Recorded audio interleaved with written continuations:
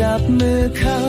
เหมือนเคยจับมือฉันใช้คำเดิมๆที่เคยพูดกันแต่คนที่ฟัง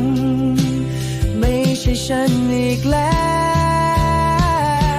วไม่ใช่คนเดิมแล้วใช่ไหม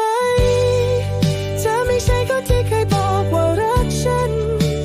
ทำให้ฉันไม่มีความสำคัญแม้ใจยังยืนอยู่ตรงนั้นที่เดิมไม่ต้องกลับมาก็ได้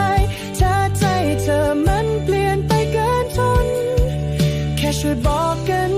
ตรงๆว่าเธอลืมฉันไปหมดแล้วแต่เธอไม่ใช่เธออีกต่อไป